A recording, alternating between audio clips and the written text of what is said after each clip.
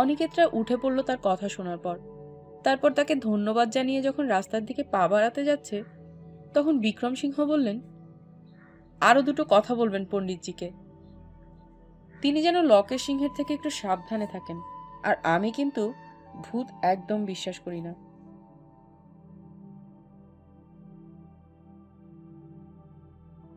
এই বলে তিনি বাইকটার দিকে এগোলেন। অনিকেতরা হাঁটতে শুরু করলো নিজেদের গন্তব্যের দিকে। যেতে যেতে পার্থ বলল, লোকটি বোধহয় বুঝে ফেলেছে যে আমরা বিদ্যাপতিবাবুর কেউ হই না। অনিকেত বলল, তার ঠোঁটের কোণার হাসি দেখে আমারও তাই মনে হলো। পার্থ বলল, ব্যাপারটা তোর কি মনে হলো? বিক্রম সিংহ কথাগুলো আমাদের বললেন কেন? অনিকেত বলল, আমাদের মাধ্যমে বিদ্যাপতির কানে কথাগুলো পৌঁছে দেওয়ার জন্য। তারপর অনিকেত বলল, তার শেষ কথাটার মধ্যে কেমন যেন একটা রহস্য লুকিয়ে আছে বলে মনে হয় আমার। পার্থ বলল, ওই ভূত বিশ্বাস করি না ব্যাপারটা তো আমারও মনে হচ্ছে কথাটার অন্য কোনো তাৎপর্য আছে। কথা বলতে বলতে মিনিট 5 মধ্যে অনিকেতরা এসে হাজির হলো পদ্মিনী প্রাসাদের কাছে। প্রাসাদের চারপাশে খুব নিস্তব্ধ, শুধু মাঝে মাঝে কোথা থেকে একটা ঘুঘুর ডাক শোনা যাচ্ছে। ছোট্ট প্রাসাদ, মোরাম বিছানো পথ ধরে প্রাসাদের ভেতরে ঢুকলো ওরা। পথের দুপাশে কাঠগোলাপের বাগান, বড় বড় ফুল ফুটে আছে। ফুলের গন্ধে মমা করছে বাতাস। মোরাম বিছানো রাস্তার দুপাশে ছোট ছোট ঘর। রাস্তা গিয়ে শেষ হয়েছে একটা প্রাচীরের গায়ে। অনিকেতরা গিয়ে দাঁড়ালো সেই প্রাচীরের সামনে। প্রাচীরের ওপাশে বেশ কিছুটা নিচে একটা ছোট্ট সরোবর, তার ঠিক মাঝখানে দাঁড়িয়ে আছে ছোট্ট একটি প্রাসাদ। তার থেকে ধাপে ধাপে সোপান শ্রেণী নেমে গিয়েছে সরোবরের জলে। এই সেই বিখ্যাত জলমহল। অনিকেতের মনে হলো বহুশ্রুত সেই কাহিনী। রূপসী রানী পদ্মিনীকে নিজের বিবি করে তিনি নিয়ে যাওয়ার জন্য আলাউদ্দিন অবরোধ করেন চিতরগড়। কিন্তু 3 মাস অবরোধ করার পরও যখন তিনি কেল্লায় ঢুকতে পারলেন না, তখন তিনি মহারানা লক্ষণ সিংয়ের কাছে প্রস্তাব পাঠালেন। একবার মাত্র পদ্মিনীকে চোখের দেখা দেখতে চান তিনি। তারপরেই তিনি ফিরে যাবেন দিল্লির পথে। দুর্যোগ এড়াবার জন্য লক্ষণ সিংহ রাজি হয়েছিলেন তার প্রস্তাবে। তবে শর্ত ছিল, সুলতান একা ঢুকবেন কেল্লায় এবং আয়নায় পদ্মিনীর প্রতিবিম্ব দেখেই সন্তুষ্ট থাকতে হবে তাকে। সুলতান রাজি হলেন এই প্রস্তাবে। শর্ত অনুযায়ী একদিন সুলতানকে নিয়ে আসা হলো পদ্মিনী প্রাসাদের একটা ঘরে। সেখানে রাখা ছিল বিশাল এক আয়না। দিনের শেষে পড়ন্ত সূর্যের আলোয় জলমহলের সোপান শ্রেণী বেয়ে সরোবরের ধারে এসে দাঁড়িয়েছিলেন রূপসী রানী পদ্মিনী। সরোবরের স্বচ্ছ জলে তার প্রতিবিম্ব প্রতিফলিত হয়ে ধরা দিয়েছিল ঘরের মধ্যে রাখা আয়নায়। তার অপার সৌন্দর্য দেখলেন সুলতান। পরে অবশ্য সুলতান তার কথা রাখেননি, তিনি ধ্বংস করে দেন চিতরগড়। আর পদ্মিনী জহরব্রত পালন করে ভূগর্ভস্থ একটি ঘরে জ্বলন্ত অগ্নিকুণ্ডে ঝাঁপ দেন। মহাকালের সাক্ষী হয়ে আজও অনিকেতের সামনে দাঁড়িয়ে আছে সেই প্রাসাদ। দিনের শেষে পরন্ত বিকেলের অস্তাচলগামী সূর্যের লাল আভা এসে ছড়িয়ে পড়েছে ছোট্ট সাদা জলমহলের মাথায়। এরকমই একটা সময় ছিল সেদিন, যেদিন আলাউদ্দিনকে দেখানোর জন্য সোপান শ্রেণী বেয়ে স্বচ্ছ জলাশয়ের তীরে এসে দাঁড়িয়েছিলেন রূপসী রানী পদ্মিনী। জলমহলের দিকে তাকিয়ে কেমন যেন একটা বিষণ্ণতা নেমে এলো অনিকেতের মনে। পার্থও তাকিয়েছিল সেই দিকে। হঠাৎ সে জিজ্ঞেস করল, আচ্ছা, আলাউদ্দিন তো চিতরের সবকিছু ধ্বংস করেছিলেন, তবে জলমহলকে ধ্বংস করেননি কেন? অনিকেত বলল, হয়তো সুলতানের পাষাণ হৃদয়ে কিছু করুণার সঞ্চয় হয়েছিল রানীর মৃত্যুতে, তাই তিনি তার স্মৃতিবিজড়িত জলমহলের কোনো ক্ষতি করেননি। এ ব্যাপারে অবশ্য ইতিহাসে তেমন কিছু লেখা নেই। কি, আপনাদের জলমহল দেখা হলো? কথাটা শুনে পেছনে ফিরে তাকিয়ে অনিকেতরা দেখল তাদের পিছনে এসে দাঁড়িয়েছেন বিদ্যাপতি। অনিকেত বলল, হ্যাঁ হলো। বিদ্যাপতি বললেন, চলুন তাহলে ফেরা যাক। আপনাদের ভাগ্য ভালো, বাজারে মাছও পেয়ে গেলাম। মাছ এখানকার বাজারে সচরাচর পাওয়া যায় না। কোনো কথা না বলে অনিকেত আর পার্থ প্রাসাদের বাইরে যাওয়ার জন্য বিদ্যাপতির পিছন পিছন হাঁটতে শুরু করলো। বাইরে বেরিয়ে এসে তারা উঠে বসলো টাঙায়। বিদ্যাপতির টাঙা ফিরে চলল তার আস্তানার দিকে। সন্ধে নামছে চিতরগড়ের বুকে। আস্তে আস্তে অন্ধকার গ্রাস করে নিচ্ছে কেল্লার বুরুজ, মিনার, অলিন্দগুলোকে। একটু একটু করে ঠান্ডাও লাগতে শুরু করেছে অনিকেতদের।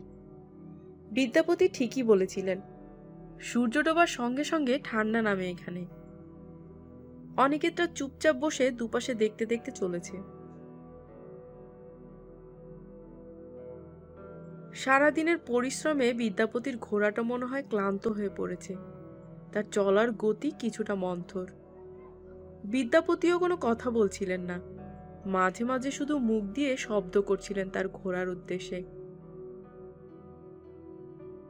পার্থ একসময় ইশারা করলো অনিকেতকে বিক্রম সিংহের ব্যাপারটা বিদ্যাপতিকে বলার জন্য। একটা গলা খাকারি দিয়ে অনিকেত বিদ্যাপতিকে বললেন, আপনাকে একটা কথা বলার ছিল। তার কথাটা মনে হয় কানে গেল না। পার্থর মনে হলো টাঙা চালাতে চালাতে তিনি যেন অন্য কোনো চিন্তার মধ্যে ডুবে আছেন। অনিকেতরা টাঙায় ওঠার পর তাদের সঙ্গে কোনো কথাও বলেননি তিনি। এমনিতে কিন্তু তিনি মিশক প্রকৃতির মানুষ, কথা বলতেও অনেক ভালোবাসেন। অনিকেত আবার বলল কথাটা। এবার তার কথা কানে গেল বিদ্যাপতির। তিনি বললেন, হ্যাঁ বলুন। অনিকেত বলল, রানা বিক্রম সিংহের সঙ্গে আমাদের দেখা হয়েছিল, তিনি আপনাকে কিছু বলতে বলেছেন। কথাটা কানে যেতেই চমকে উঠে পেছন ফিরে তাকালেন বিদ্যাপতি। হয়তো তার হাতের লাগামে টান পড়ে গিয়েছিল, থেমে গেল ঘোড়াটা। কিন্তু মুহূর্তের মধ্যে সামলে নিয়ে ঘোড়াটাকে আবার চালাতে শুরু করলেন বিদ্যাপতি। জিজ্ঞেস করলেন, তার সঙ্গে আপনাদের পরিচয় হলো কিভাবে? অনিকেত ঘটনাটা বলল বিদ্যাপতিকে। বিক্রম সিংহ কি কি বলতে বলেছেন বিদ্যাপতিকে সে কথাও বলল অনিকেত। তার কথাগুলো কোনো কিছু না বলে চুপ করে শুনে গেলেন তিনি। অনিকেত আর পার্থ মনে করেছিল কথা শোনার পর এ বিষয়ে মুখ খুলবেন বিদ্যাপতি, কিন্তু তিনি চুপচাপ টাঙাই চালাতে লাগলেন। সম্ভবত কথাগুলো শোনার পর আরো গভীরভাবে কিছু ভাবতে লাগলেন তিনি। পার্থ হঠাৎ বিদ্যাপতিকে জিজ্ঞেস করল, আপনি কি সত্যি সত্যি ওই প্রাসাদের মালিক? বিদ্যাপতি বললেন, হ্যাঁ, আমার ঊর্ধ্বতন চতুর্থ পুরুষ চণ্ডীপতি বিক্রম সিংহের ঊর্ধ্বতম ষষ্ঠ পুরুষ রানা বীরভদ্র সিংহের থেকে দেবোত্তর সম্পত্তি হিসেবে লাভ করেন ওই প্রাসাদ। এই প্রাসাদে একটা সরস্বতী মন্দির ছিল, চণ্ডীপতি ছিলেন সেখানকার পূজারী। পার্থ বলল, আপনি তো তাহলে অনেক বড় লোক, একেবারে একটা প্রাসাদের মালিক। বিদ্যাপতি বললেন, ইট পাথরের স্তূপের মালিককে যদি বড়লোক ধরেন তাহলে সে অর্থে আমি বড়লোক। আসলে বীরভদ্রেরও অনেক আগে এ প্রাসাদ পরিত্যক্ত হয়ে যায়। মন্দিরটা অবশ্য সে সময় টিকে ছিল। আমার ঊর্ধ্বতন তৃতীয় পুরুষ উমাপতির আমলে সেটাও ধ্বংস হয়ে যায়। এখন শুধু রয়েছে প্রাসাদের দক্ষিণ মহলের কয়েকটা দোতলা ঘর আর সেই লাগোয়া একটা অলিন্দ, আর কিছুই নেই। অনিকেত এবার জিজ্ঞেস করল, আচ্ছা, প্রাসাদটার নাম ঝুনঝুন প্রাসাদ কেন? টাঙা চালাতে চালাতে বিদ্যাপতি বললেন, আসলে ওই প্রাসাদের নাম সরস্বতী প্রাসাদ। চিতরে অন্য অনেক কিছুর মতোই এই প্রাসাদও মহারানা কুম্ভের তৈরি। ঝুনঝুন নামে এক সময় এক রাজ্য ছিল। মহারানা যেদিন ওই ঝুনঝুন রাজ্য জয় করেছিলেন সেই দিনই ওই প্রাসাদের ভিত্তিপ্রস্তর স্থাপন করা হয়েছিল। এই জন্যেই ওই প্রাসাদ ঝুনঝুন প্রাসাদ নামেও পরিচিত হয়। এবং সরস্বতী প্রাসাদের চেয়ে ঝুনঝুন প্রাসাদ নামটাই বেশি খ্যাতি লাভ করে। অনিকেত বলল, আপনাকে দুটো প্রশ্ন করব, যদিও তার পেছনে কোনো কারণ নেই, নিছক কৌতূহল মেটাবার জন্যই জানতে চাই। বিদ্যাপতি বললেন, হ্যাঁ করুন। অনিকেত বলল, আমার প্রথম প্রশ্নটা হলো, ওই ধ্বংসপ্রাপ্ত প্রাসাদ বিক্রম সিংহ কিনতে চাইছেন কেন? আর দ্বিতীয় প্রশ্নটা হলো, আপনি বিক্রম সিংহ অত টাকা দিতে চাওয়ার সত্ত্বেও প্রাসাদটা তাকে বিক্রি করছেন না কেন? টাঙা জ্বালাতে জ্বালাতে গায়ের চাদরটা ভালো করে জড়িয়ে বিদ্যাপতি বললেন,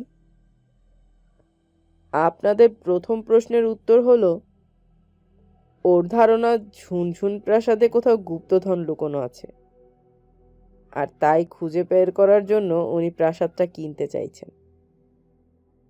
বিদ্যাপতির কথা শুনে অনিকেতের মনে পড়ে গেল যে এইরকমই একটা ইঙ্গিত বিক্রম সিংহের কথাতেও ছিল। কারণ বিক্রম সিংহ অনিকেতদের বলেছেন যে সেখানে কিছু পেলে তার একটা অংশ তিনি বিদ্যাপতিকে দান করবেন। বিদ্যাপতি এরপর দ্বিতীয় প্রশ্নের উত্তর দিতে যাচ্ছিলেন, কিন্তু মাঝখানে হঠাৎ পার্থ জিজ্ঞেস করল, ঝুনঝুন প্রাসাদে সত্যি কি গুপ্তধন থাকতে পারে? আপনার কি মনে হয়? বিদ্যাপতি বললেন, প্রাচীন প্রাসাদে গুপ্তধন পাওয়া অসম্ভব কিছু নয়, তবে অধিকাংশ সময়ে দেখা যায় যে এইসব প্রাসাদকে কেন্দ্র করে যেসব গল্প শোনা যায় সেগুলো সবই মিথ্যে রটনা। খোঁজাখুঁজি সার হয়, মেলে না কিছুই। বিদ্যাপতির টাঙা এবার একটা বাঁক নিয়ে বাড়ির পথ ধরল। বিদ্যাপতি বললেন, এবার আপনাদের দ্বিতীয় প্রশ্নের উত্তর দেব। যদিও ব্যাপারটা গোপনীয়, তবু বিশ্বাস করে আপনাদের বলছি, কোনো সময় ইচ্ছে হলেও বিক্রম সিংহকে প্রাসাদটা আমি বিক্রি করতে পারবো না। কারণ প্রাসাদটা আমি একজনের কাছে বিক্রি করব বলে কথা দিয়েছি। আমি যদি প্রাসাদটা তার হাতে তুলে না দেই, তাহলে সে আমার ক্ষতি করতে পারে। সেই লোকটি কি খুব ক্ষমতাবান ব্যক্তি? জানতে চাইল অনিকেত। বিদ্যাপতি বললেন, হ্যাঁ, তার নাম রানা লকেশ সিংহ। তিনি উদার বংশধর। জ্ঞাতি সূত্রে তিনি বিক্রম সিংহের কাকা হন। তার নামে অনেক কানাঘোষাও শোনা যায়। কেল্লার লোকজন বেশ ভয় করে চলে তাকে। অনিকেত জিজ্ঞেস করল, কোন উদা? কুম্ভপুত্র উদা, যে পিতাকে খুন করেছিল? হ্যাঁ, সেই, বললেন বিদ্যাপতি। তার কথা শুনে পার্থ বলল, আপনি অমন লোকের পাল্লায় পড়লেন কি করে? একটু চুপ করে থেকে বিদ্যাপতি বললেন, সে এক লম্বা গল্প। আপনারা আমার স্বজাতি, আমি জানি আপনারা আমার কোনো ক্ষতি করবেন না। তাই যে কথা আমি কোনোদিন কাউকে বলিনি, সে কথা আজ আমি আপনাদের বলবো, কারণ এ ব্যাপারে আমি আপনাদের পরামর্শ চাই।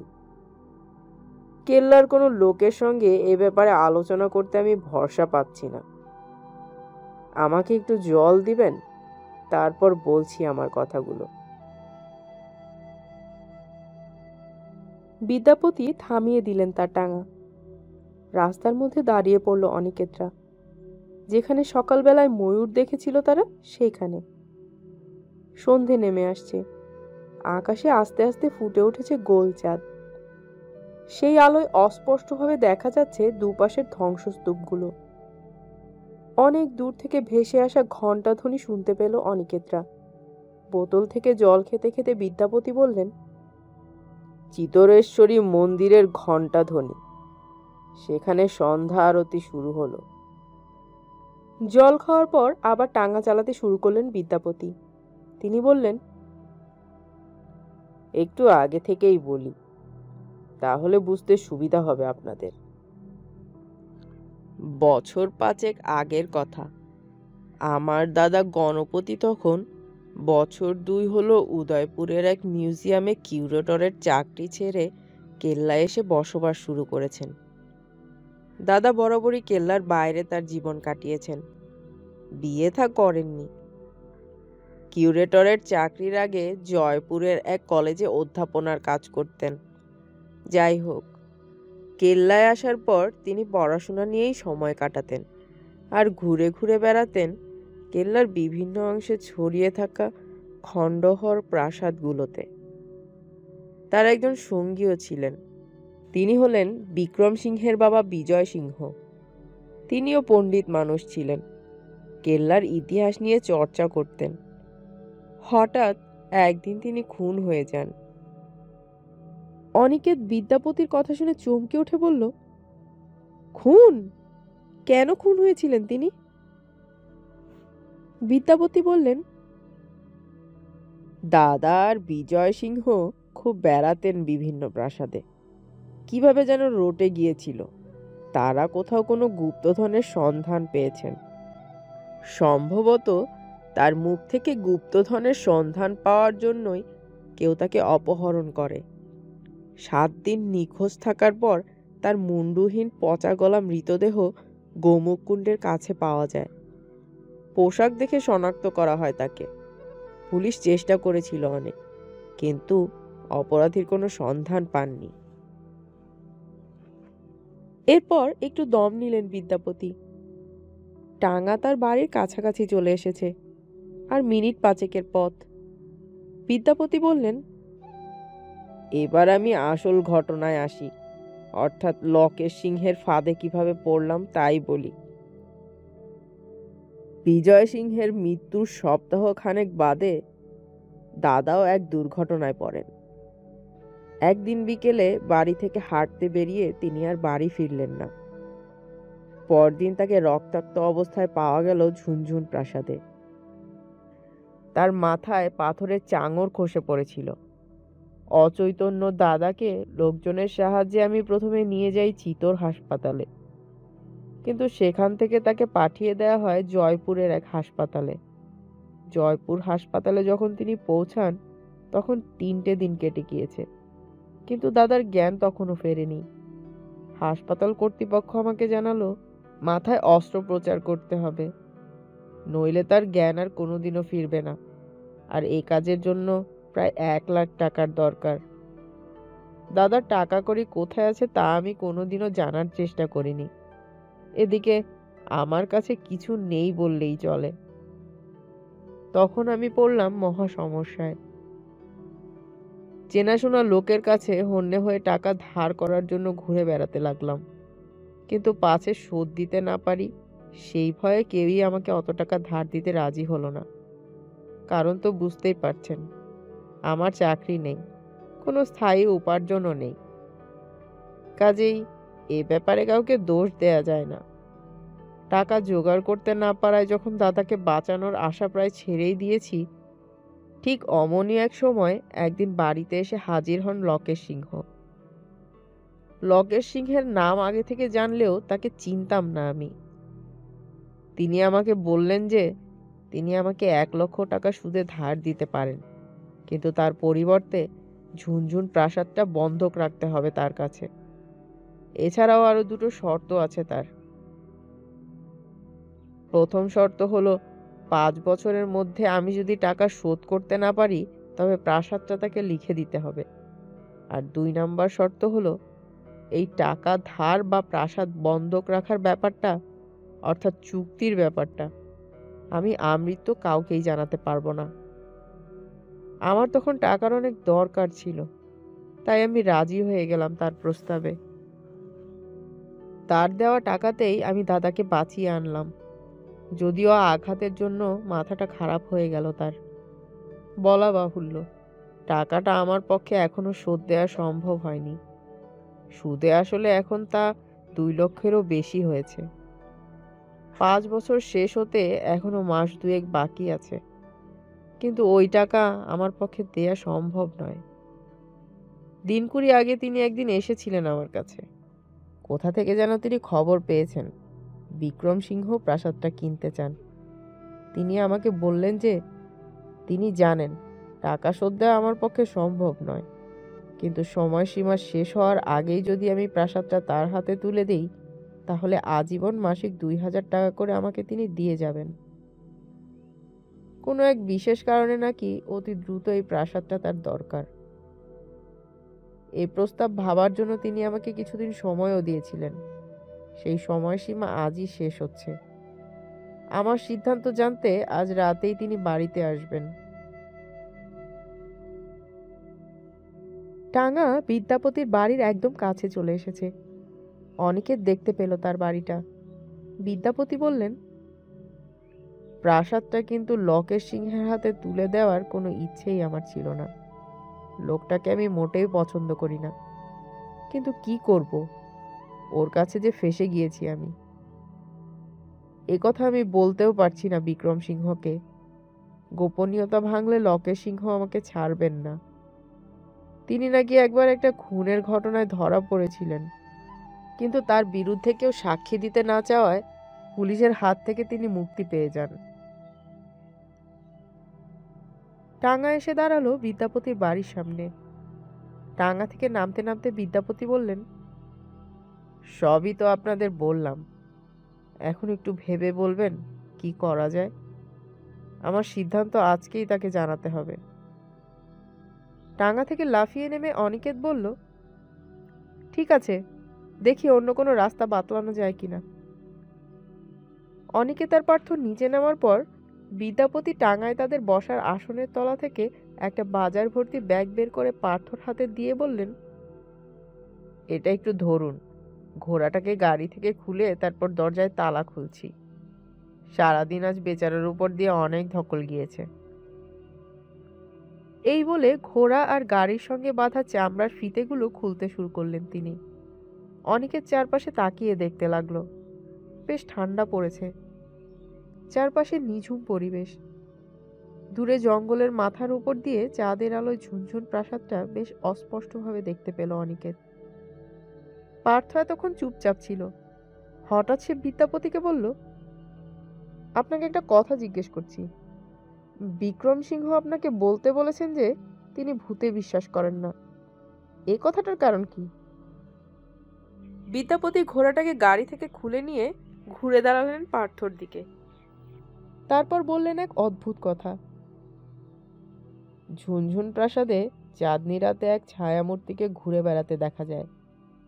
তার দীর্ঘ শরীর, মাথা থেকে পা পর্যন্ত পোশাকে ঢাকা। হাতে ধরা থাকে একটা বিরাট বর্শা। স্থানীয় লোকেদের বিশ্বাস, ওই ছায়ামূর্তি আসলে নাকি মহারানা কুম্ভের প্রেতাত্মা। কুম্ভ ওই রকম পোশাক আর বর্শা ব্যবহার করতেন।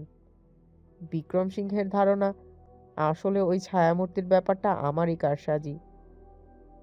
ওখানে গুপ্তধন লুকোনো আছে বলে আমি ভূতের ভয় দেখিয়ে কৌশলে মানুষদের ওই প্রাসাদ থেকে দূরে রাখার চেষ্টা করি। তার কথা শুনে অনেকে জিজ্ঞেস করলো, কুম্ভ ওই প্রাসাদে সত্যি থাকতেন নাকি?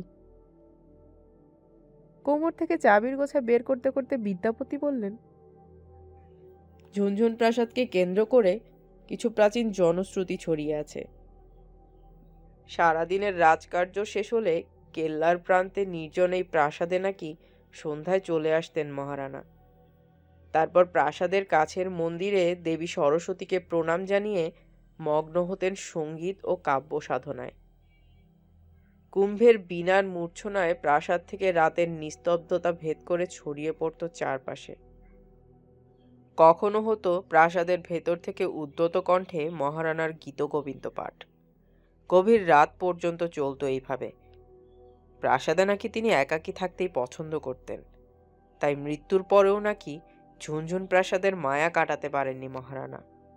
আজও তাই তাকে দেখা যায়। আরও একটা জনশ্রুতি হলো, পুত্র উদর ভয়ে নাকি মহারানা কুম্ভ কিছু দুর্মূল্য সম্পদরাজি রাজপ্রাসাদ থেকে এনে লুকিয়ে রেখেছিলেন ঝুনঝুন প্রাসাদে। ঘুমন্ত অবস্থায় বৃদ্ধ মহারানা পাষণ্ড পুত্র উদর ছুরির আঘাতে নিহত হন। এখনো নাকি সেই গুপ্তধন লুকোনো আছে ওই প্রাসাদে। বর্ষা হাতে সেই গুপ্তধনই নাকি পাহারা দেন মহারানা কুম্ভের প্রেতাত্মা। কথা বলতে বলতেই দরজার তালা খুলে ঘরের ভিতরে ঢুকে পড়লেন বিদ্যাপতি। তারপর তিনি একটা লণ্ঠন জ্বালালেন। বিদ্যাপতির পিছন পিছন বাড়ির ভিতরে নিজেদের ঘরের সামনে গিয়ে দাঁড়ালো অনিকেত ও পার্থ। উঠোনের ভিতরে চাঁদের আলো এসে পড়েছে। গণপতির ঘরটার দিকে একবার চোখ গেল অনিকেতের। দরজা জানলা সব বন্ধ। ঘরের ভিতরে কোনো সাড়া শব্দও নেই। বিদ্যাপতি তার এবং অনিকেতের ঘরের মাঝখানে মাটিতে লণ্ঠনটা নামিয়ে রাখলেন। পার্থ বাজারের ব্যাগটা বিদ্যাপতির হাতে দিয়ে শিকল খুলে ঘরের ভিতরে ঢুকলো। অনিকেত ঘরে ঢোকার আগে বিদ্যাপতিকে বলল, আপনি বরং লকেশ সিংহের কাছ থেকে আরো 2-3 দিন সময় চেয়ে নিন, তাহলে ভালো করে ভাবার সময় পাওয়া যাবে। আচ্ছা, বলে নিজের ঘরের শেকল খুলে ভিতরে ঢুকে গেলেন বিদ্যাপতি। অনিকেত ঢুকলো নিজেদের ঘরের ভিতর। পার্থ ঘরের ভেতর ঢুকে জানলাটা খুলে দিল। অনিকেত গিয়ে দাঁড়ালো জানলার সামনে। চাঁদের আলোয় তার চোখের সামনে স্পষ্ট ভেসে উঠল জঙ্গলের মাথার উপর দিয়ে জেগে থাকা ঝুনঝুন প্রাসাদ। রাত 9:30 বাজে। বিদ্যাপতির ঘরের তক্তপোষে চাদর মুড়ি দিয়ে বসে বিদ্যাপতির পাণ্ডুলিপি পাঠ শুনছিল অনিকেত আর পার্থ। তারা দুজনে বসে আছে এক পাশে, আর অন্য পাশে লণ্ঠনের সামনে একটা জলচৌকির ওপর পাণ্ডুলিপিটা নিয়ে বিদ্যাপতি। লণ্ঠনের আলোয় একের পর এক অনুচ্ছেদ পাঠ করে চলেছেন তিনি। শুনতে মন্দ লাগছে না অনিকেত আর পার্থর। হয়তো বইটা ছাপানো যেতে পারে, তবে অনিকেতের মনে হলো প্রামাণ্য ইতিহাসের তুলনায় লেখাটায় স্থানীয় উপকথা আর লোককথার প্রাধান্যই বেশি। বিদ্যাপতির সঙ্গে পার্থ আর অনিকেতের কথা হয়েছে। লেখাটা শোনার পর প্রাথমিকভাবে যদি তা পছন্দ হয়, তবে সেটা তারা কলকাতায় নিয়ে যাবে। এ বিষয়ে কোনো অভিজ্ঞ লোককে দেখাবার পর তার সম্মতি পেলে ছাপাবার চেষ্টা করবে। আর অমনোনীত হলে পাণ্ডুলিপিটা ডাকযোগে বিদ্যাপতিকে পাঠিয়ে দেবে। মন দিয়ে বিদ্যাপতির লেখা শুনছিল অনিকেত। বিদ্যাপতি তখন সংগ্রাম সিংহের কাহিনী পাঠ করছেন। যুদ্ধ জয় করে কেল্লায় ঢুকেছেন সংগ্রাম।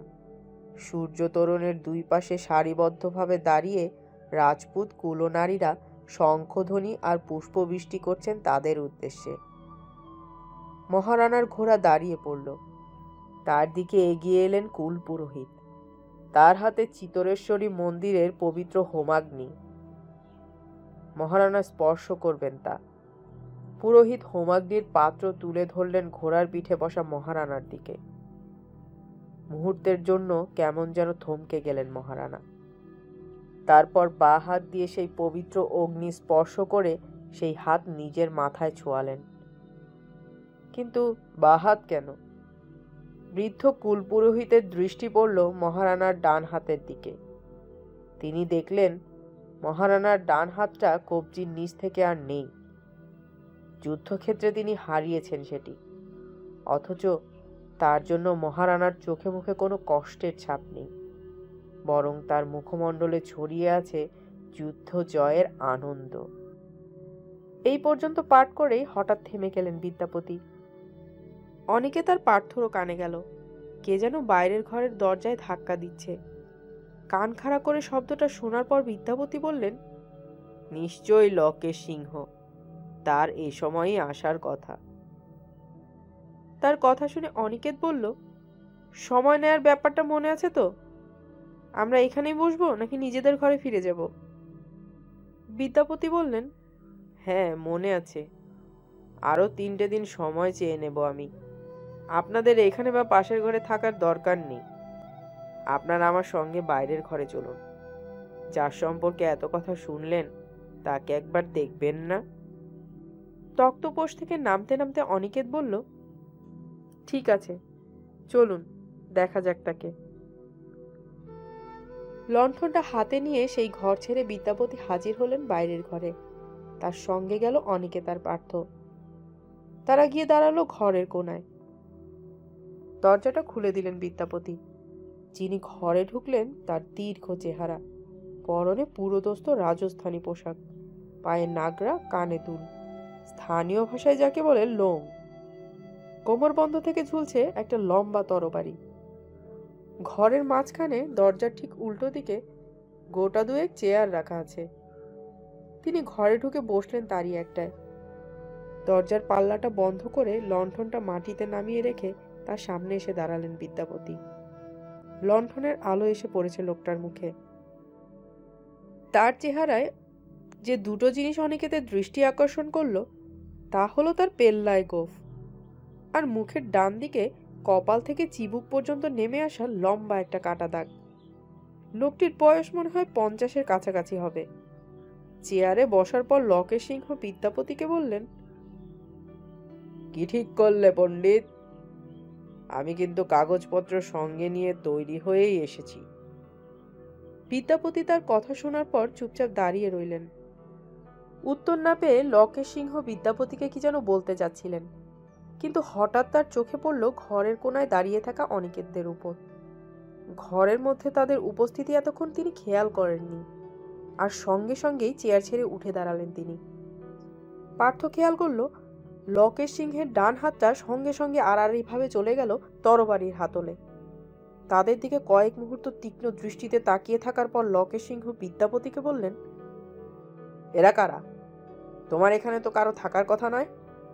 বিদ্যাপতি বললেন, ওরা আমার আত্মীয়, কলকাতা থেকে কয়েকদিনের জন্য কেল্লায় বেড়াতে এসেছেন। লকেশ সিংহ বললেন, তোমার আত্মীয়? তোমার কোনো আত্মীয় আছে জানা ছিল না তো? অনিকেতরা বুঝতে পারল স্পষ্ট অবিশ্বাসের সুর ঝরে পড়ছে লকেশ সিংহের গলায়।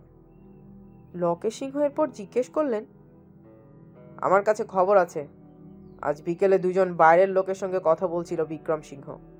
এরা দুজন তারা নয় তো? মিথ্যে বললেন বিদ্যাপতি।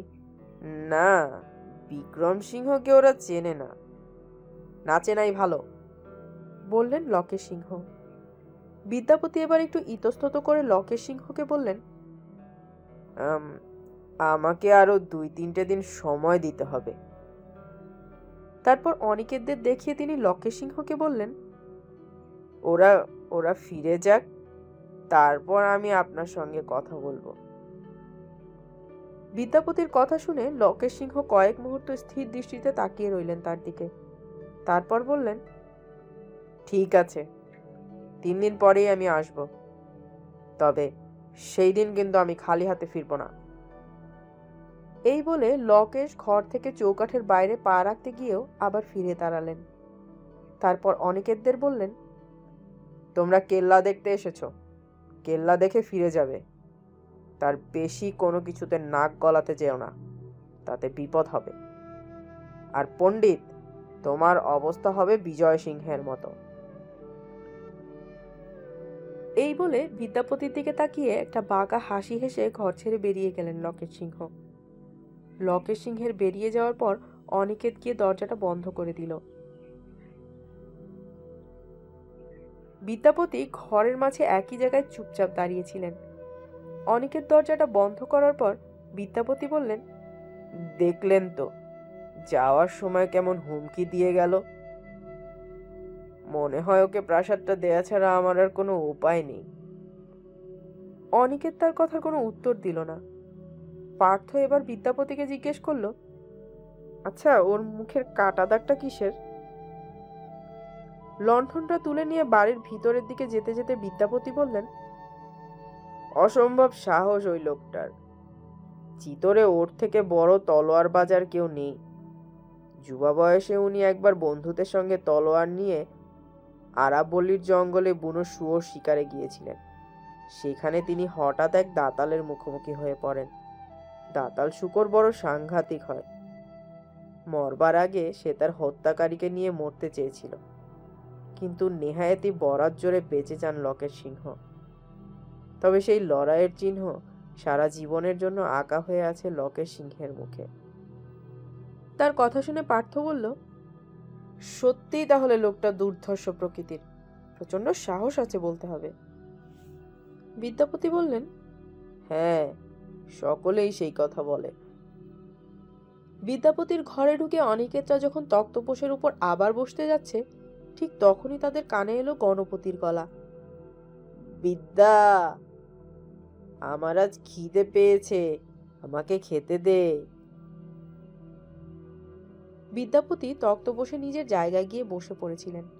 গণপতির গলা কানে যেতেই তক্তপোষ থেকে নেমে বাইরে গিয়ে দাঁড়ালেন। অনিকেত আর পার্থ বাইরে এসে দাঁড়ালো। গণপতির ঘরের দরজা জানলা আগের মতোই বন্ধ আছে। বিদ্যাপতি সেই বদ্ধ ঘরের দরজার দিকে তাকিয়ে একটু জোরে করে বললেন, দাঁড়াও দাদা, দিচ্ছি তোমার খাবার। কয়েক মুহূর্ত নিস্তব্ধতার পর আবার শোনা গেল গণপতির গলা, তাড়াতাড়ি দে, খাওয়ার পর আমি ঝুনঝুন প্রাসাদে যাব। রানা আমার জন্য সেখানে অপেক্ষা করছেন, তাড়াতাড়ি দে, তাড়াতাড়ি দে।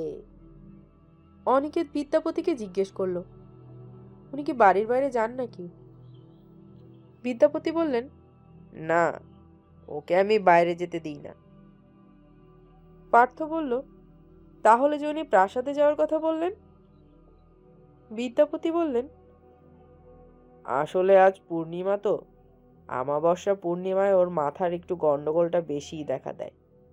এইরকম নানান ভুলভাল কথা বলতে থাকে তখন। অনিকেত এবার বলল, রানা বলতে উনি কার কথা বললেন? মহারানা কুম্ভের? বিদ্যাপতি বললেন, না, রানা মানে হলো রানা বিজয় সিংহ।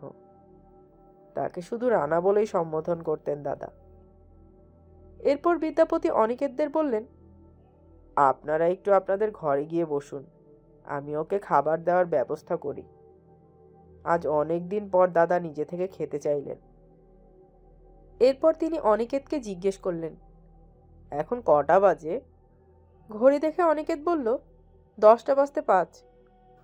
তাই শুনে বিদ্যাপতি বললেন, তাহলে খুব বেশি রাত হয়নি, এখন আমার আধ ঘন্টার মতো সময় লাগবে, তারপর আমি আপনাদের আবার পাণ্ডুলিপি শোনাতে বসবো।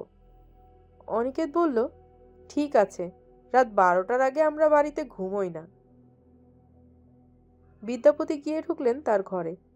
তিনি চলে যাওয়ার পর পার্থ বলল, আমি বরং খাটে গিয়ে বসি, পা দুটো বড্ড টনটন করছে। এই বলে ঘরের ভিতর ঢুকে গেল পার্থ। অনিকেত একা দাঁড়িয়ে রইল বাইরে। আকাশে বেশ বড় একটা চাঁদ উঠেছে, তার আলোয় ভেসে যাচ্ছে সারা উঠোন। অনিকেত তাকিয়ে রইল চাঁদের দিকে। তার মনে পড়ে গেল ঠাকুরমার কথা। ছেলেবেলায় অনিকেতকে কোলে বসিয়ে চাঁদ দেখিয়ে তাকে চাঁদের চরকা কাটা বুড়ির গল্প শোনাতেন সেই ঠাকুরমা। চাঁদের দিকে তাকিয়ে সেই ফেলে আসা দিনগুলো মনে পড়ে যেতে লাগলো তার। হঠাৎ একটা মৃদু শব্দ কানে যেতে চিন্তাজাল ছিন্ন হলো অনিকেতের। সে দেখল কখন যেন খুলে দিয়েছে গণপতিবাবু তার ঘরের জানলাটা। ঘরের ভেতর থেকে তিনি উঁকি মারছেন। চাঁদের আলো এসে পড়েছে তার গায়ে। সেই আলোয় তার বুক পর্যন্ত নেমে আসা সাদা দাড়ি ধপধপ করছে। তিনি তাকিয়ে আছেন অনিকেতের দিকে। কয়েক মুহূর্ত তাকিয়ে থাকার পর অনিকেত বুঝতে পারল বৃদ্ধ ডান হাত তুলে ইশারায় তাকে কাছে ডাকছেন। একটু ইতস্তত করে অনিকেত ধীরে ধীরে গিয়ে দাঁড়ালো তার জানলার সামনে। এবার সে একদম কাছ থেকে দেখতে পেল বৃদ্ধকে। তার এলোমেলো সাদা চুলের ফাঁক দিয়ে কপালের একপাশে উকি মারছে একটা গভীর ক্ষতচিহ্ন। তার শরীরে কাপড় প্রায় কিছুই নেই, শুধু একটা সাদা কাপড়ের ফালি কোমরে জড়ানো। অনিকেত কাছে যাওয়ার পর বেশ কয়েক মুহূর্ত তাকিয়ে থেকে বৃদ্ধ জিজ্ঞেস করলেন, তুমি কি গুপ্তধন খুঁজতে এসেছো? অনিকেত বলল, না, বেড়াতে এসেছি। বৃদ্ধ বিড়বিড় করে বললেন, বেড়াতে? রানা আর আমিও অনেক বেড়াতাম। অনিকেত তাকিয়ে রইল বৃদ্ধের দিকে। বৃদ্ধ বললেন, আমার ঘরের দরজাটা খুলে দাও, আমি ঝুনঝুন প্রাসাদে বেড়াতে যাব। অনিকেত কয়েক মুহূর্ত চুপ করে থেকে বলল, আপনার ভাই খাবার নিয়ে আসছেন, তিনিই খুলে দেবেন। বৃদ্ধ এরপর ধীরে ধীরে জানলাটা বন্ধ করে দিলেন। জানলার কাছ থেকে সরে আসতে যাচ্ছিল অনিকেত। হঠাৎ সে শুনতে পেল ঘরের ভেতর থেকে হেসে উঠলেন গণপতিবাবু। থমকে দাঁড়িয়ে পড়ল অনিকেত।